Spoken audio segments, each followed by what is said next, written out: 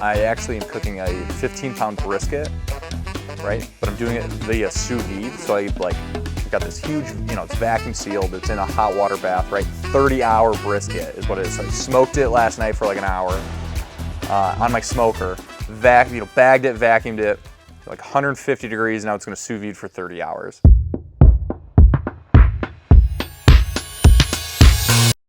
So I was at a closing this morning and I was reminded of a story from a closer that I had early in my career, right? I had a closing where husband and wife divorced, right? Really, really contentious. To the point where it was really starting to weigh on me professionally, where I was like, man, we just got to get this thing closed. And I'd been dealing mostly with the wife, but the husband was still involved, but he was definitely a bit of a troublemaker. So we get to closing, right? And one of the questions when you're closing on a house is, have you filed for bankruptcy, recently or anything like that, right? And he goes, yes, I did yesterday.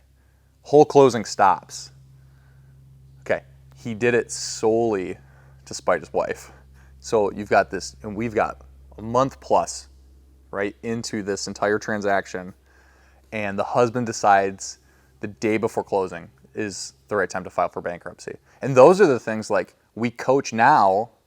I coach all my clients, in that situation when we're in it now, we coach all our people, hey, don't file for bankruptcy, don't go buy a car, don't do all those things. But it stopped the whole transaction. I think we eventually got it back on track within 10 days or something. But it ended. That deal stopped at the closing table because of the husband.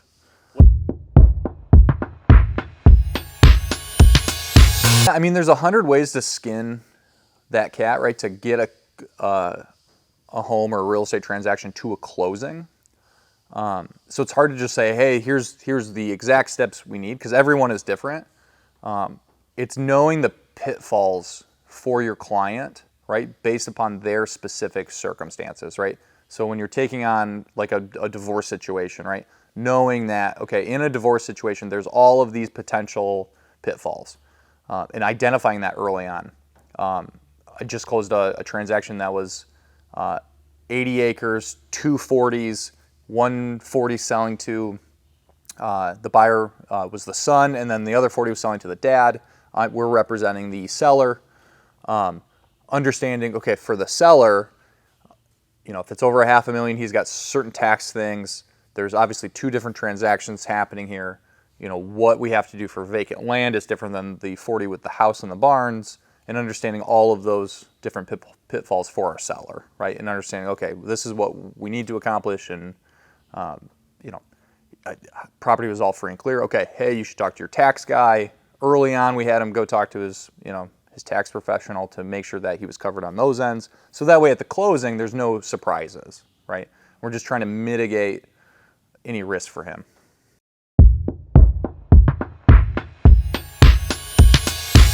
So you've got the lender, right? If there's a lender, sometimes there's cash. We see a lot more cash deals now. Typically you have 2 agents, not all the time, but most of the time you've got 2 agents. Then you got the buyer and the seller.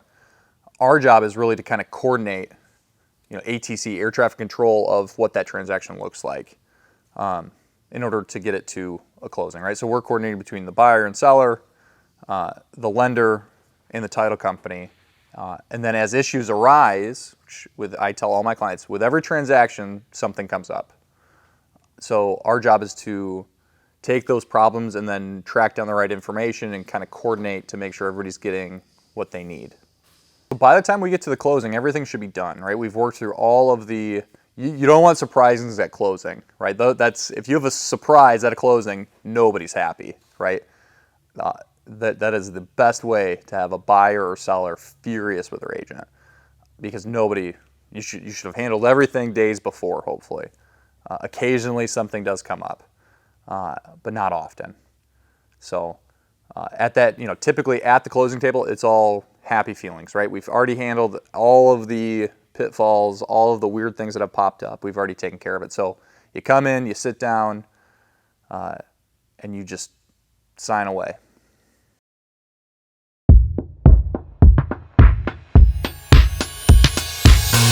My dad always said a purchase agreement is just a roadmap to a closing.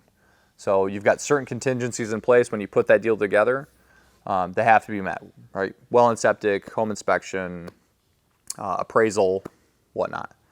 Title insurance, right? With title, there's always things that can pop up, blemishes on title. So to get there, you are just going through that checklist, I'll say, the PA. You're tackling those hurdles. And then you clear all of them, and then you set your closing date and you close. So show up with a certified check and a government-issued ID, and sign your life away. My wife yesterday was like, you can be so annoying.